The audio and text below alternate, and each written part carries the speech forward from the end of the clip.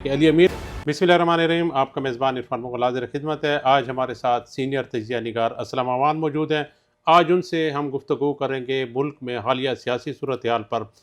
DGISPR की press conference के बाद PTI और स्टेबलिशमेंट के दरमियान जो खलीज थी वो मज़ीद ज़्यादा हो गई है और उनके जो आपस के बेहतर होते हुए तल्लुकात की जो एक कोशिश थी वो भी नाकाम होती हुई नज़र आ रही है। इस हवाले से हम असलम अवान से पूछेंगे कि DGISPR की प्रेस कॉन्फ्रेंस के बाद पेशावर में PTI ने एक जलसा भी किया है, उसमें भी इंतहाई सख्त ज़बान इस्तेमाल की गई है। तो इन मौजूदा हालात में वो क्या समझते हैं कि पाकिस्तान का सियासी मंजरनामा क्या होगा, PTI का आने वाले दिनों में मुल्क की सियासत में क्या किरदार हो सकते हैं, और उसके साथ साथ खैबर पख्तूनख्वा में गवर्नर राज की बातें भी सुनने को मिल रही हैं। तो इस हवाले से असलम अवान से पूछते हैं कि वो इस हवाले से क्या कहते हैं। शुक्रिया इरफान। जहाँ तक DGISPR की प्रेस कॉन्फ्रेंस का ताल्लुक़ है तो ये बड़ी गैर मामूली थी। फ़र्स्ट टाइम DGISPR ने या किसी फ़ौजी तर्जमान ने बराह रास्त किसी सियासतदान के हवाले से या किसी पार्टी के हवाले से बात की है। पहले वो इशारों किनायों में गुफ्तगू करते थे या उनके जो तर्जमान होते थे जैसे फैसल वावडा वगैरह है, इस किस्म की बातें होती थी कि सिक्योरिटी रिस्क है, बेनज़ीर को भी कहा गया है, नवाज शरीफ को भी कहा गया है। तो ये चीज़ें चलती रहीं, लेकिन पहली दफ़ा बराह रास्त फ़ौजी तर्जमान का इमरान खान पर और उसकी पार्टी पर बराह रास्त इल्ज़ाम लगाना सिक्योरिटी रिस्क का या उनके लिए मुल्क में इंतशार और तशद्दुद को हवा देने का, तो ये निहायत गैर मामूली है। इसके इम्प्लिकेशंस भी होंगे, इसके असरात भी होंगे, और इससे भी ज़्यादा जो हैरान कुन बात है वो ये है कि जो रिएक्शन आया है PTI की तरफ से वो भी बड़ा गैर मामूली था। तो इसलिए लगता यही है कि चीज़ें जो है ना रफ्ता रफ्ता तसादम की तरफ जा रही हैं, बज़ाहिर यही लगता है। इस हवाले से कुछ कमेंट्स तज्ज़ियाती जो है ना ट्विटर पे भी मैंने डाले हैं। मैंने मौलाना फजल रहमान साहब की भी तवज्जो इस तरफ मबज़ूल कराई है कि वो एक सीनियर पॉलिटिशियन की हैसियत से मुल्क के अंदर जो इस किस्म का टकराव जो इदारों और सियासी जमातों के दरमियान है, इसको नॉर्मलाइज़ करने के लिए कोई रोल अदा करें और सियासतदानों को इकट्ठा करें, आल पार्टी कॉन्फ्रेंस करें, हुकूमत को बुलाएं, इनको बुलाएं, और तमाम स्टेक होल्डर जो हैं जिसमें जज हैं, जर्नैल हैं, रिटायर्ड जर्नैल हैं, सियासतदान हैं, दानिशवर हैं, शायर हैं, अदीब हैं, सहाफ़ी हैं, फ़लसफ़ी हैं, सबको बुलाएं। अच्छा, तो मौलाना साहब जो है उसने मुझे बताया है कि वो इस हवाले से कुछ कोशिश कर तो रहे हैं, लेकिन फ़िलहाल स्टैब्लिशमेंट की तरफ से कोई उनको प्रॉपर रिस्पांस नहीं मिल रहा। तो लगता यही है कि ये चीज़ें फ़िलहाल इसी तरह चलती हैं, लेकिन कुछ चीज़ें ऐसी हैं जो पाकिस्तान की सियासत के हवाले से बड़े अबदी हकीकतें हैं। वो ये है कि पॉलिटिक्स जो है वो बिल्कुल समंदर की मानद होती है। इसकी सतह के ऊपर बड़ा इंतशार होता है, बड़ा शोर होता है, बड़ा गौगा होता है, बड़ी आवाज़ें होती हैं, बड़ी लहरें होती हैं, लेकिन सतह के नीचे जो है बड़ा पुरसकून होती है ज़िंदगी। तो मुझे भी यही लगता है कि कोई ऐसी बात शायद न बने कि कोई तसादम की तरफ चले जाएं, और इमरान खान का स्टांस इस हवाले से बड़ा क्लियर है। वो सियासतदानों के साथ ख़ास तौर पर पीपल्स पार्टी और नून लीग के साथ मुज़ाकरात नहीं करना चाहता, किसी किस्म की वो सियासी हमांगी की तरफ आना ही नहीं चाहता। वो ये चाहता है कि मेरे साथ अगर गुफ्तगू करनी है तो इस्टेब्लिशमेंट करे और फ़ौज करे। तो और फ़ौज जो है फ़िलहाल इन हालात में जो है वो उनको मेरे ख़्याल में कोई रिस्पांस नहीं दे रही और ना ही उनके साथ मुज़ाकरात करने चाहती है। और इमरान खान का मुज़ाकरात करने का फ़ौज के साथ मतलब ये है कि पावर मुझे दे दो, इक़्तिदार मुझे दे दो। तो इसलिए ये एक वो भी एक उनका भी एक बड़ा गैर मामूली नुक्ता नज़र है और तसव्वुर है, क्योंकि इस किस्म का नुक्ता नज़र तसव्वुर जो है पहले हमारी पॉलिटिक्स में या दुनिया की किसी पॉलिटिक्स में नहीं हुआ कि कोई सियासतदान इसलिए लड़ रहा हो फ़ौज के साथ कि मुझे पावर आप दे दें इनडायरेक्टली या डायरेक्टली। तो ये भी एक सूरत हाल जो है ना काफ़ी हमारे लिए बिल्कुल नई है। अब देखते हैं कि इसका अंजाम क्या होगा, लेकिन लगता यही है कि जिस तरह पंजाब में अब ये इन्होंने शुरू कर दिया है PTI के वर्कर को और PTI की लीडरशिप पर क्रैकडाउन जो है, और आहिस्ता आहिस्ता अब पंजाब को जब ये क्लियर कर लेंगे तो फिर ये शायद KP की तरफ आएँ। फ़िलहाल KP को ये इसी तरह रखेंगे और KP इसी तरह चलता रहेगा। यहाँ पर जलसे भी होंगे, जुलूस भी होंगे, फ़ौज के ख़िलाफ़ नारेबाजी भी होगी, फ़ौजी लीडरशिप को भी मुलायम किया जाएगा, इमरान खान की फ़ेवर में बातें भी होंगी। और जिस दिन पंजाब उनसे क्लियर हो गया उस दिन मुझे उम्मीद है कि वो फिर KP की तरफ आएंगे, और KP को भी पाकिस्तान की जो सियासत की असल हकीकत है वो इस्टेब्लिशमेंट है, वो इसको क्लियर कर लेंगे। اچھا اسلم مان صاحب یہ بتائیں کہ بہت سارے سیاسی تجزیہ نگار یا سینئر جرنلسٹ یہ کہہ رہے ہیں کہ جیسا آپ نے کہا کہ یہ انتہائی غیر معمولی پریس کانفرنس تھی D G I S P R کی، تو کیا یہ حکومت کے کسی سینئر وزیر کو یا کسی بڑے حکومتی ترجمان کو یہ پریس کانفرنس نہیں کرنی چاہیے تھی بجائے اس کے کہ فوجی ترجمان نے آ کر اس حوالے سے بات کی ہے؟ تو اس حوالے سے آپ کیا کہیں گے؟ دیکھو، عمران خان کا تنازع بیسیکلی یا اس کا جو سوال ہے وہ فوج کے ساتھ ہے. وہ سیاستدانوں کے ساتھ نہ وہ نواز شریف پہ تنقید کرتے ہیں، نہ وہ اسد زرداری پہ کرتے ہیں، نہ وہ مولانا فضل الرحمان پہ کرتے ہیں، نہ وہ ان سے لڑتے ہیں. ان کا بنیادی تنازع جو ہے وہ ہے فوج کے ساتھ. اور بون آف کنٹینشن یہ ہے کہ وہ یہ چاہتا ہے کہ جس طرح 2018 میں مجھے اقتدار دیا گیا تھا اسی طرح مجھے اقتدار دو. وہ یہ بھی نہیں کرتا. یعنی عمران خان اگر صرف تعلقات کو نارملائز کرنا چاہتا اور ایک سیاسی عمل جو ملک کے اندر چل رہا ہے اس میں حصہ لینا چاہتا تو وہ بڑا آسانی سے ہو سکتا تھا. یہ معاملات شہباز شریف بھی طے کرا سکتے تھے، نواز شریف بھی کرا سکتے تھے، مولانا صاحب بھی کرا سکتے تھے. لیکن وہ یہ نہیں چاہتا کہ میں ایک سیاسی عمل کے اندر شریک ہونا چاہتا ہوں اور فوج کے ساتھ اپنے تعلقات جو ہے اس کو نارملائز کرنا چاہتا ہوں. وہ یہ چاہتا ہے کہ میں جیل سے نکلوں اور سیدھا وزیر اعظم ہاؤس چلا جاؤں. اور اس کے لیے وہ یہ چاہتا ہے کہ فوج مجھے اسی طرح اقتدار دے جس طرح 2018 میں اس نے دیا تھا. لیکن اب یہ ممکن نہیں ہے کیونکہ اس دوران جو پچھلے 2-4 سالوں کے دوران جو عمران خان کا جو ایٹیچیوڈ تھا ایک پاور بروکر کے طور پر، وزیر اعظم کے طور پر، وہ کوئی اتنا مثالی نہیں تھا اور اتنا اچھا نہیں تھا جس سے ہماری قومی سلامتی جو تھی اس کو کچھ فائدہ ہوتا، بلکہ اس کے بہت سے نقصانات ہوئے ہیں. اور اب چونکہ یہ موقع نہیں ہے ان باتوں کو ایلیبوریٹ کرنے کا، تو اس لیے یہ تنازع جو ہے یہ مقصد ان کا آہستہ آہستہ چلتا رہے گا. اور اگر عمران خان اسی بات پہ اڑے رہے تو پھر ظاہر ہے ان میں سے ایک فریق کو ختم ہونا ہے اور ختم ہونے والا فریق جو ہے نا وہی سیاسی پارٹی ہوگی. اچھا بہرحال آپ نے ایک بات کی ہے، عمران خان میرا خیال ہے تمام قومی سیاسی جماعتوں سے لڑ کر اب اسٹیبلشمنٹ کے ساتھ بھی لڑ چکے ہیں. تمام کے ساتھ ان کی لڑائی ہے، یہ نہیں ہے کہ اور سیاسی جماعتوں کے ساتھ ان کی لڑائی نہیں ہے. لیکن آپ یہ بتائیں کہ حالیہ جو پشاور میں پی ٹی آئی کا جلسہ ہوا ہے اور انہوں نے اگلے ہفتے اتوار کے روز کوہاٹ میں جلسہ رکھا ہے، اسی طرح وہ صوبے کے دیگر اضلاع میں بھی جائیں گے، تو اس جلسے میں علی امین گنڈاپور شریک نہیں ہوئے. اس کی کیا وجوہات ہو سکتی ہیں؟ آپ کیا سمجھتے ہیں؟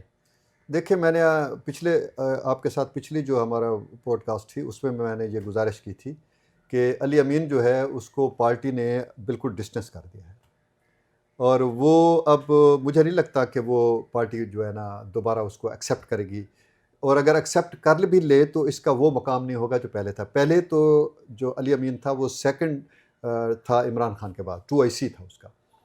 اور اوورال جو پارٹی کے اندر اس کی مقبولیت تھی وہ بھی بالکل عمران خان کے قریب تھی. اس لیے وہ ایک عمران خان کے لیے ایک مقصد ریئل تھریٹ بھی تھا کہ وہ عمران خان کا ایک پراپر جانشین بن کر اور ایک طاقتور سیاستدان بن کر قومی سطح کا وہ ابھر سکتا تھا. اس لیے پارٹی کے اندر بہت سے تحفظات تھے اور اس کو آہستہ آہستہ جس طریقے سے سائڈ لائن کیا گیا، تو وہ اس کا مطلب یہ نہیں ہے کہ اس کو اس لیے سائڈ لائن کیا گیا کہ دوبارہ اس کو پھر پارٹی میں وہ مقام ملے گا. وہ مقام اس کو نہیں مل سکتا.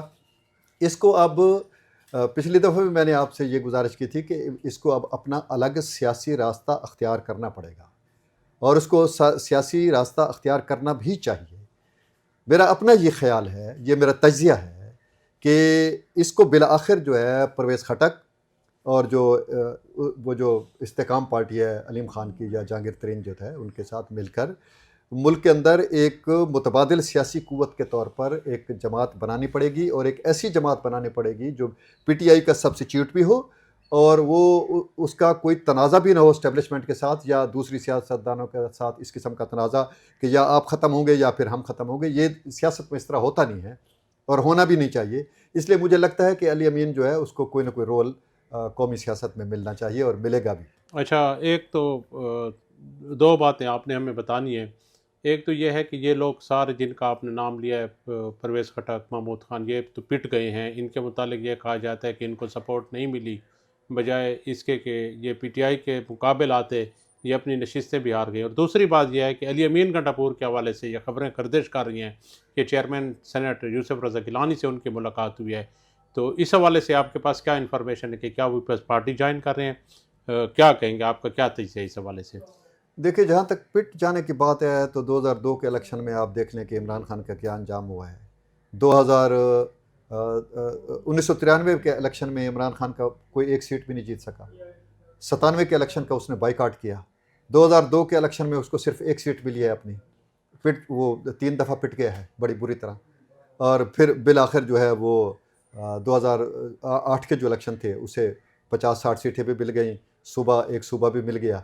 تو وہ اس طرح جو ہے نا وہ یہ سیاست میں یہ نشیب و فراز ہوتے رہتے ہیں. یہ ایسی کوئی بات نہیں ہے کہ وہ یعنی پرویز خٹک دوبارہ سیاست میں جو ہے اپنا جگہ لے سکتے ہیں. استحکام پارٹی نے بڑی اچھی ایک اسپیس لی ہوئی ہے. آپ دیکھ لیں پنجاب میں ان کا بڑا اچھا رول ہے. وفاقی وزارتیں بھی ان کو ملی ہوئی ہیں. تو ان کے پاس اسپیس ہے. 5 ان کی وفاق یعنی قومی اسمبلی میں سیٹیں ہیں. سینیٹر بھی ان کے ہیں. صوبائی اسمبلی میں بھی ان کی سیٹیں ہیں. تو ایسی کوئی بات نہیں ہے, یہ ہو سکتا ہے. علی امین جو ہے وہ کے پی میں بڑا مؤثر ہے. ہماری اطلاع کے مطابق کوئی 20-22 جو ہے MP وہ اس کے ساتھ جانے کے لیے تیار ہیں یا جا سکتے ہیں امکانی طور پر. تو اگر وہ آ جائے میدان میں تو کوئی نہ کوئی رول وہ لامحالہ ادا کر سکتا ہے. اور یہ جو لوگ ہیں ان کو میرا اپنا انالیسز یہ ہے کہ مستقبل میں ایک بڑا رول علی امین کو, پرویز خٹک کو اور علیم خان وغیرہ کو ایک بڑا رول ملنے والا ہے. اور یہ اگر پی ٹی آئی کسی نہ کسی طریقے سے جس طرح اسٹیبلشمنٹ کے ساتھ لڑ رہی ہے اور اس کا خاتمہ ہو گیا تو یہ جو خلا پیدا ہوگا اس خلا کو پر کرنے کے لیے علی امین سے کام لیا جائے گا, پرویز خٹک سے بھی کام لیا جائے گا, علیم خان سے بھی کام لیا جائے گا, جہانگیر ترین سے, اور بھی بہت سے لوگ ہیں جو اس میں رول ادا کر سکتے ہیں. جیسے پرویز الہی بھی ہے, اسی طرح سندھ میں بھی کچھ لوگ ہیں, اسی طرح بلوچستان میں بھی کچھ لوگ ہیں. تو ایسی کوئی بات نہیں ہے. مجھے لگتا ہے کہ ممکنہ طور پر پی ٹی آئی کا جو ہے نا وہ ایک دھڑا ضرور بنے گا. اور جو موجودہ پی ٹی آئی جو جس مقام پہ کھڑی ہے کہ یا آپ ختم ہوں گے یا ہم ختم ہوں گے, تو یہ الٹیمیٹلی ختم پھر پارٹی نے ہونا ہے. فوج ختم نہیں ہوتی, نہ یہ ملک ختم ہوتا ہے. فوج بھی سدا زندہ رہے گی اور یہ ملک بھی سدا زندہ رہے گا. اور یہ پی ٹی آئی جو ہے مجھے لگتا ہے کہ اس لڑائی میں الٹیمیٹلی جو ہے یہ غتربود ہو جائے گی. اور اس خلا کو پر کرنے کے لیے علی امین جو ہے وہ بہترین کردار ہے ان کے پاس, اسٹیبلشمنٹ کے پاس بھی, بلکہ میں یہ سمجھتا ہوں کہ پی ٹی آئی کے پاس بھی, پی ٹی آئی کے لیے بھی وہ بہت بڑا سہارا بن سکتے ہیں. بلکہ اوورآل پوری قومی سیاست کے اندر جو ہے علی امین ایک بڑا جاندار اور طاقتور رول ادا کر سکتے ہیں اور اس کو کرنا بھی چاہیے.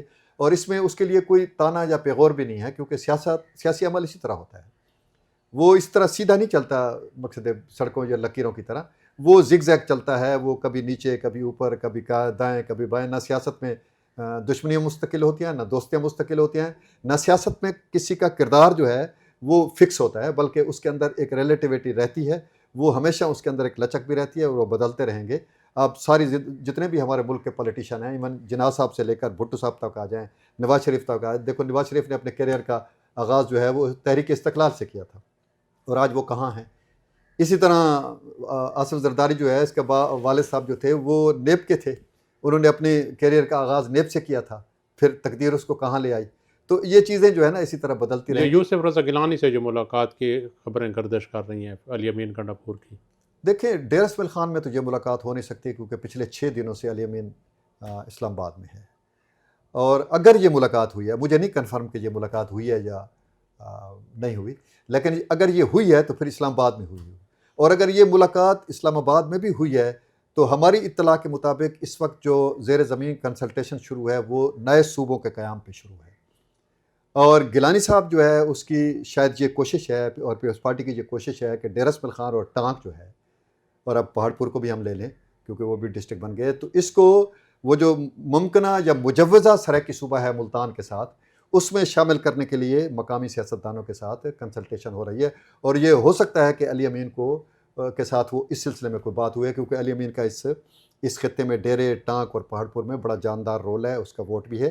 اور اگر اس نے سرائیکی صوبے کے حوالے سے ڈیر اسماعیل خان, ٹانک اور پہاڑ پور کی شمولیت کا ایشو اٹھا لیا تو اس کو سیاسی فائدہ بھی ہوگا, کیونکہ باقی کوئی سیاستدان ڈیر اسماعیل خان میں ایسا نہیں ہے کہ جو اس ایشو کو اس طرح اٹھا سکے یا ڈیر اسماعیل خان کے سرائیکی صوبے میں شمولیت کے حوالے سے بات کر سکے, کیونکہ پشاور کا اور وسطی خیبر پختونخوا کا پریشر ان پر اتنا زیادہ ہے کہ وہ پھر سروائیو نہیں کر سکتے. لیکن علی امین کے اندر اتنی جان ہے, اس کا پولیٹیکل اسٹیچر بھی اتنا بڑا ہے کہ وہ یہ بات کر بھی سکتا ہے. اور اس کے لیے وہ پبلک تو ظاہر ہے ساری کی ساری ڈیر اسماعیل خان کی تقریباً 100% جو عوام ہے وہ چاہتی ہے کہ ہمیں جو ممکنہ سرائکی صوبہ یا جنوبی پنجاب کا صوبہ یا اس قسم کا صوبہ ملتان، جس قسم کی چیزیں بن رہی ہیں تو اس میں شمولیت کے حوالے سے تو لگتا مجھے یہی ہے کہ میرا یہ اندازہ ہے کہ یوسف رضا گیلانی کی ملاقات اگر علی امین کے ساتھ ہوئی ہے تو پھر اس کا موضوع یہ ہوگا، یہ نہیں ہوگا کہ آپ پارٹی چھوڑ کر اور پیپلز پارٹی میں شامل ہوں۔ ناظرین کرام، آپ نے گفتگو سنی اسلام آباد کی ملکی سیاسی صورتحال، پی ٹی آئی اسٹیبلشمنٹ اور دیگر موضوعات پر انہوں نے کھل کر گفتگو کی، اور خاص طور پر علی امین کے مستقبل کے کردار کے حوالے سے بھی انہوں نے ایک نئی تھیوری پیش کی ہے۔ آنے والے دنوں میں دیکھتے ہیں کہ خیبر پختونخوا سمیت ملک کی سیاسی صورتحال کس کروٹ بیٹھتی ہے۔ اس کے ساتھ ساتھ جو نئے صوبوں کی بات ہوئی، اس پر بھی ہم اگلے پروگرام میں گفتگو کریں گے، لیکن اس کے ساتھ ہی اپنے میزبان عرفان مغل کو اور جناب اسلم وان کو اجازت دیجیے۔ اللہ حافظ۔